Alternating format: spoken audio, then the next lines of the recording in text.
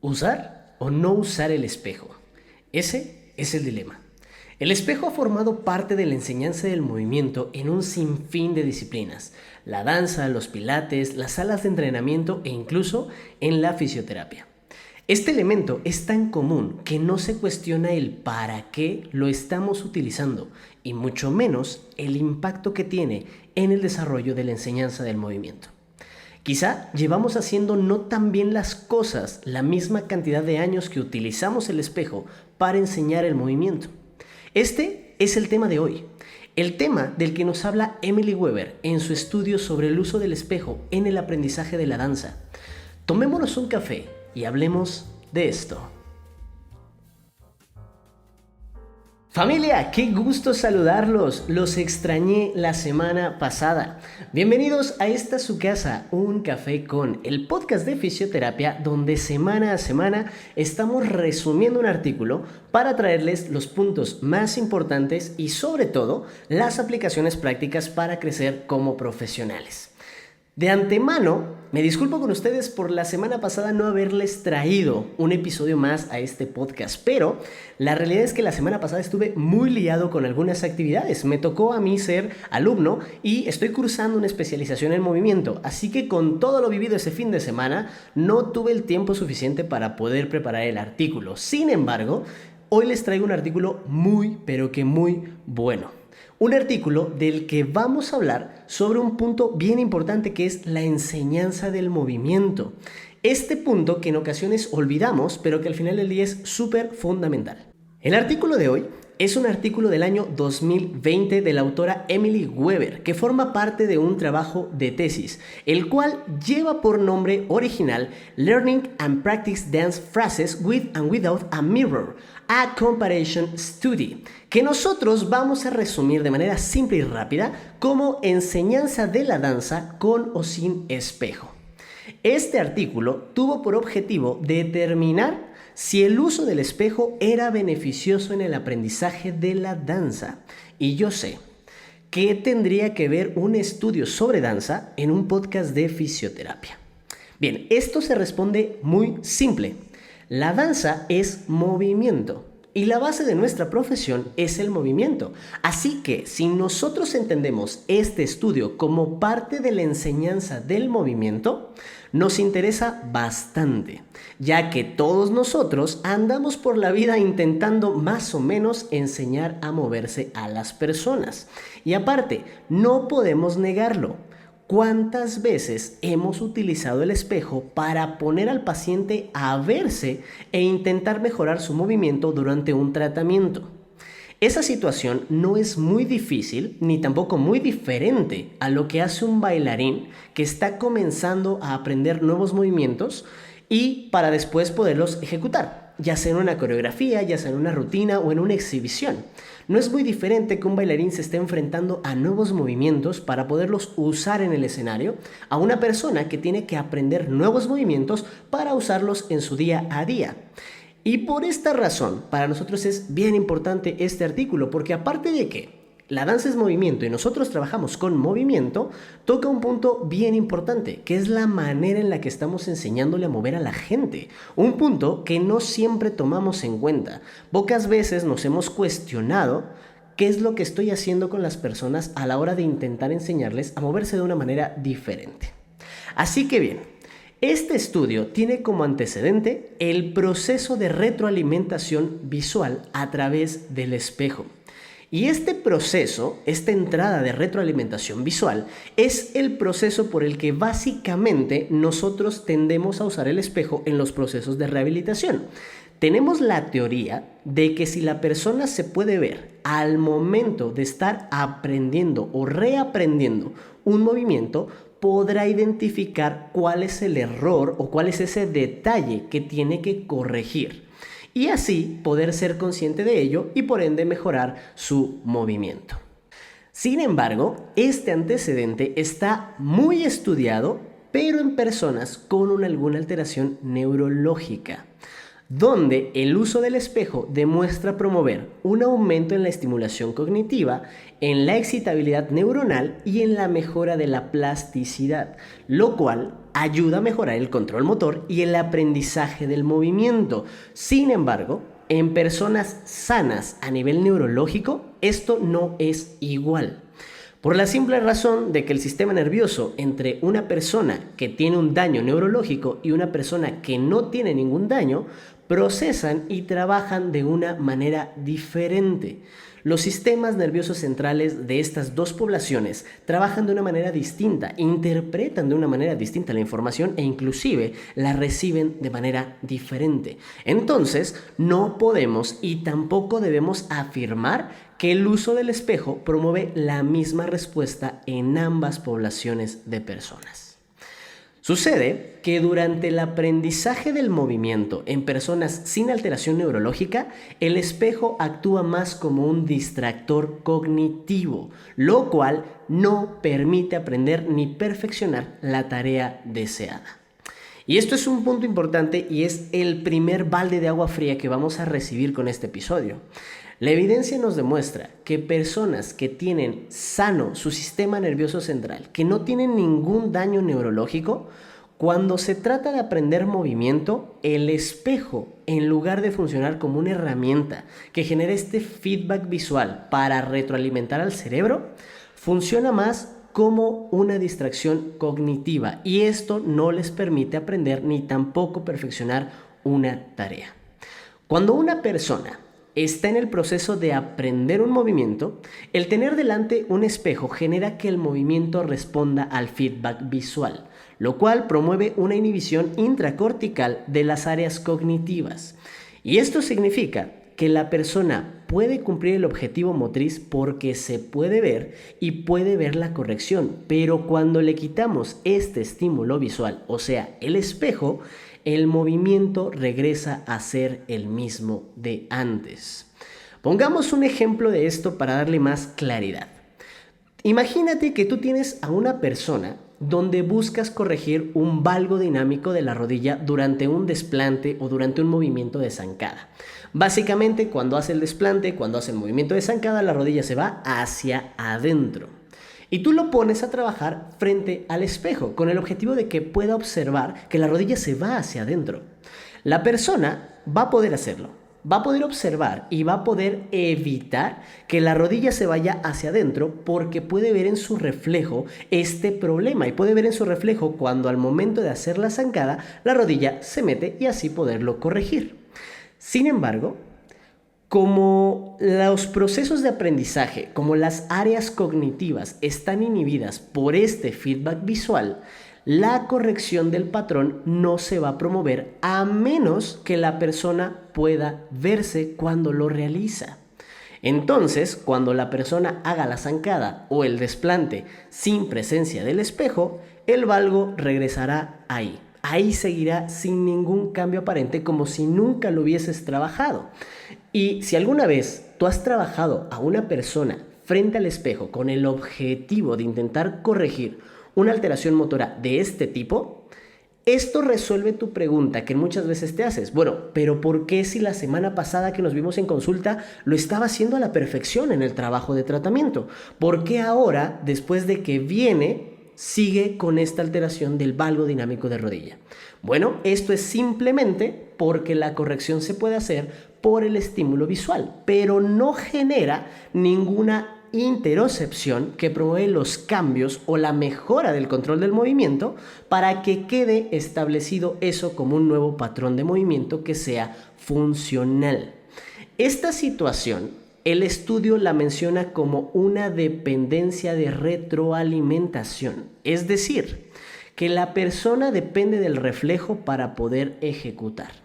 El problema es que en la vida diaria no andamos con un espejo delante de nosotros todo el tiempo. Esta información sugiere que el uso del espejo durante el aprendizaje motor, y vienen los redobles, promueve una disminución del conocimiento sinestésico, propioceptivo y neuromuscular, lo cual limita la capacidad de corrección y de aprendizaje de patrones de movimiento eficientes. Segundo balde de agua fría, familia.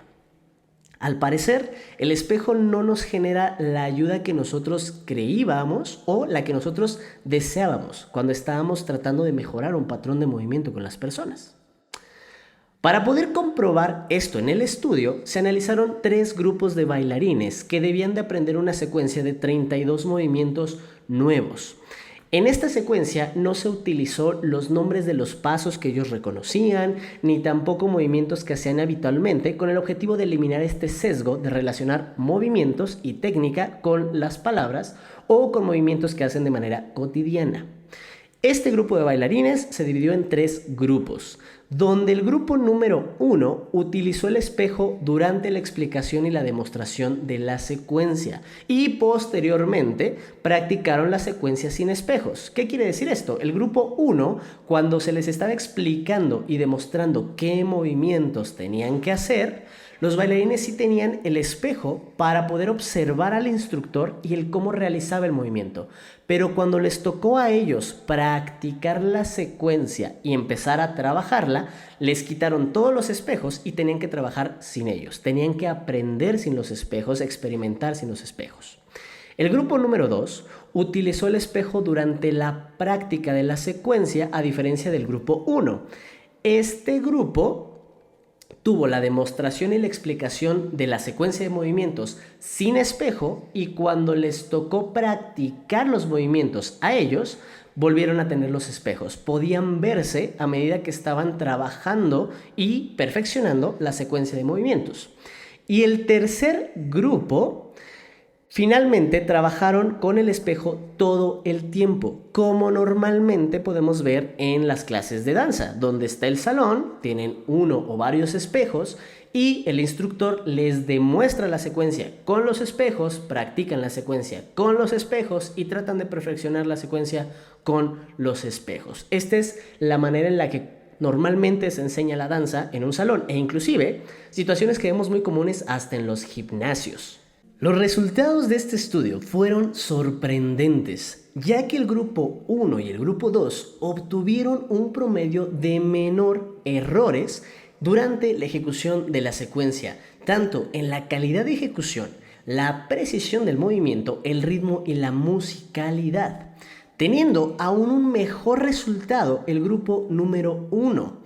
Recordando el tema de los grupos, los resultados indicaron que el grupo que no utilizó espejos durante la práctica del movimiento obtuvo la menor cantidad de errores al momento de ejecutar esta secuencia, tanto en calidad, en precisión, en ejecución, en ritmo y en musicalidad.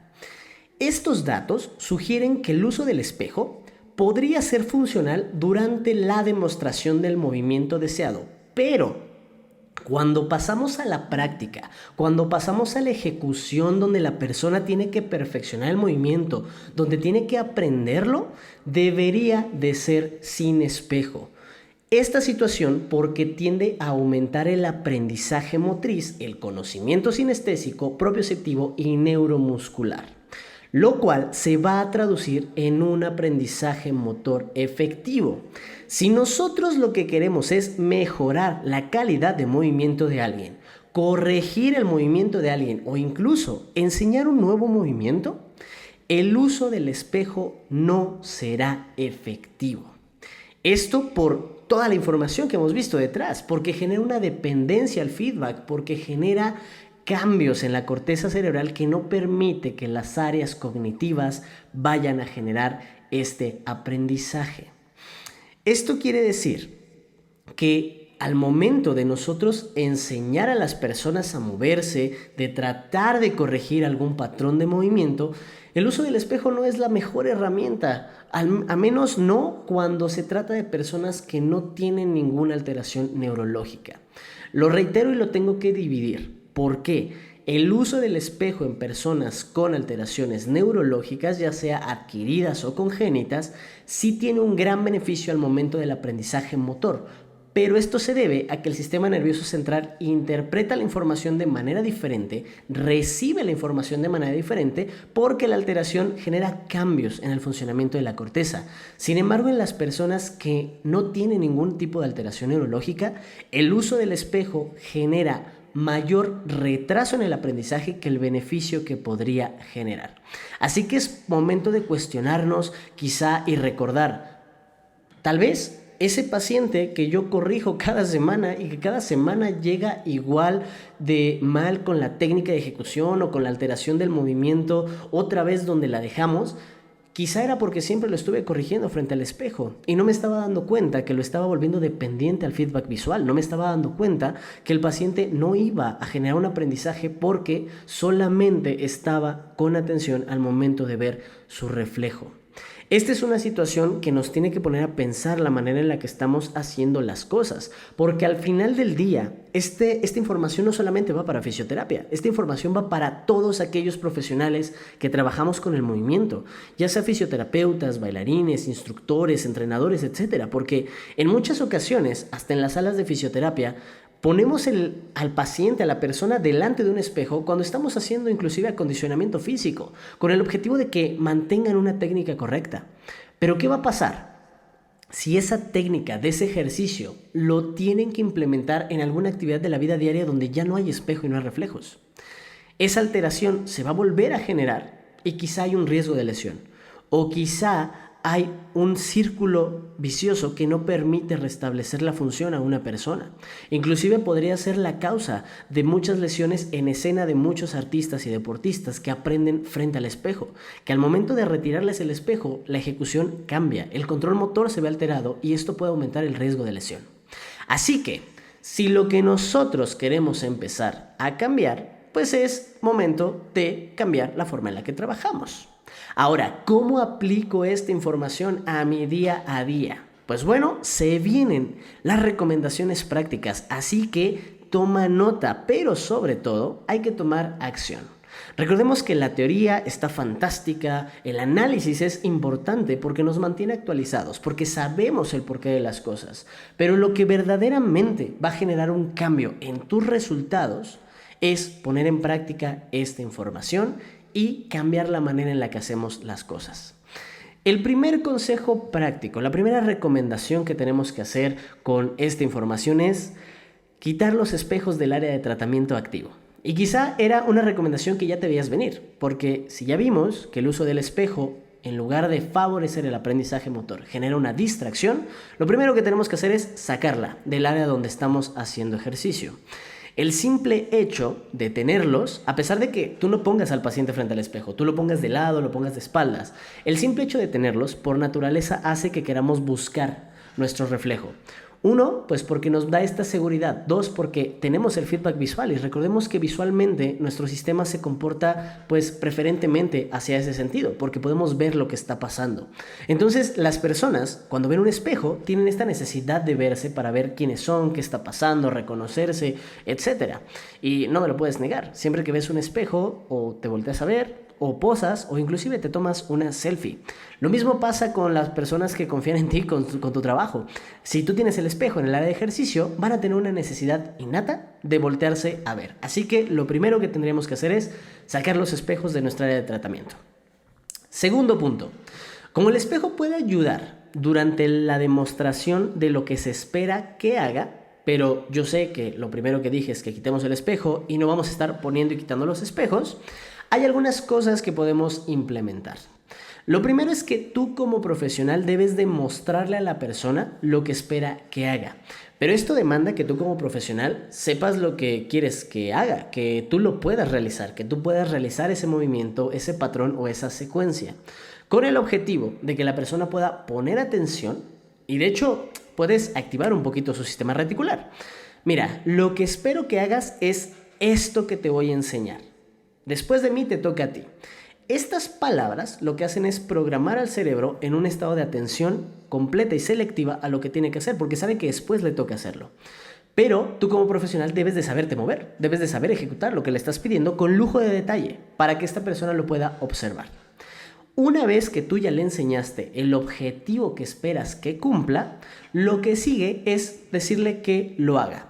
Y cuando esa persona lo esté haciendo, no le des ningún feedback, no le estés intentando corregir. Lo que vas a hacer es ponerte frente a esa persona o comprarte un tripié y grabarlo en lateral o de frente, dependiendo del plano que a ti te interesa ver y que a ti te interesa corregir. ¿Para qué?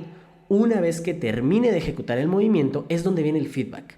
Le vas a mostrar el video donde él está ejecutando, con el objetivo de que pueda reconocerse y que pueda identificar si ha cumplido el objetivo y reconocer que si no lo ha hecho, dónde está el detalle que hay que mejorar.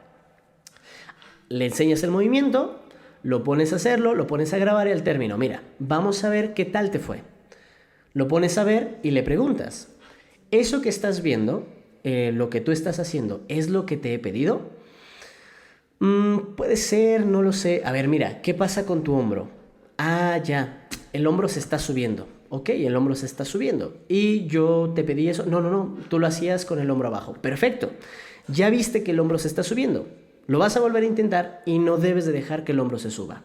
El paciente se va y lo vuelve a hacer. Sin tanta retroalimentación, sin tantas correcciones durante el proceso y sin que se refleje. Él ya lo vio a través del video. Ya sabe dónde está el detalle. Lo que sigue es tratar de encontrar la solución. ¿Cómo? No lo sabemos. Precisamente por eso no le vamos a dar feedback en el proceso. Lo dejamos que se concentre, que sienta, que encuentre alguna estrategia y al final quizá lo logre. Este proceso de identificar, reconocer y tener que ir a buscar la solución es lo que promueve el aprendizaje, es lo que promueve la actividad de las áreas sensoriales, las áreas cognitivas, las áreas motoras, sinestésicas, propioceptivas, reticulares y cognitivas para poder generar un engrama, un nuevo patrón de movimiento. Vas a activar muchos sistemas que se activan al momento de aprender, lo cual hace que sea más sólido este proceso. Y obviamente le permites que explore y que vaya encontrando las soluciones. Esto se trata de promover el aprendizaje motor. Y esto es mucho más eficiente que volverlos dependientes al espejo, de que tengan el espejo siempre frente a ellos para buscar la corrección. Estas estrategias permiten a la persona explorar su movimiento, encontrar soluciones para resolver tareas, pero sobre todo, a aprender lo que se espera que haga a través del movimiento y posteriormente. Son dos detalles prácticos que harán una gran diferencia durante el tratamiento activo. Aplícalos y vas a notar cómo existe un montón en la mejora, en la forma en la que tú guías a tus clientes, en la que guías a tus alumnos y en la manera en la que enseñas a mover a tus pacientes. Repito, esto no solamente es para los fisioterapeutas, sino todos aquellos profesionales que trabajamos con movimiento, nos conviene hacer más eficiente la enseñanza del movimiento. Y bien, con estos datos, con estos consejos prácticos, nosotros terminamos el resumen de esta semana. Recordándote que si quieres el artículo, con gusto me lo puedes pedir y yo te lo envío, porque el resumen no sustituye a la lectura del material. Si tú ya estás en el club de Telegram, tú ya tienes el artículo. Y si no estás en el club de Telegram, recuerda escribirme para que yo te dé el link y te puedas incluir a este club, que es el punto donde yo les mando todos estos artículos a la semana para que también los puedan leer. Antes de que nos vayamos, recuerda que este programa, este podcast, está diseñado con el objetivo de ayudar a crecer profesionalmente a más fisioterapeutas. Así que no te olvides de calificarnos con 5 estrellitas en Spotify, de suscribirte al podcast en Spotify, de suscribirte al canal en YouTube y de compartirlo con tus compañeros, compartirlo con tus colegas, platicárselo a tus compañeros y colegas para que lleguemos a más personas. Nos encuentras en todas las redes sociales, Instagram, Facebook, YouTube, Spotify. Al podcast lo encuentras como Un Café 3 Puntos Fisioterapia y a mí me encuentras como @elfisiooficial en todas las plataformas. Para mí es un gusto compartir contigo una semana más aprendiendo, compartiendo temas prácticos y sobre todo creciendo como profesionales. Yo me despido sin antes recordarte que agradezco todo tu apoyo y te quiero, a ti, parte de esta comunidad de fisiocitos que buscamos ser mejores que el promedio y hacer mejores las cosas para tener mejores resultados.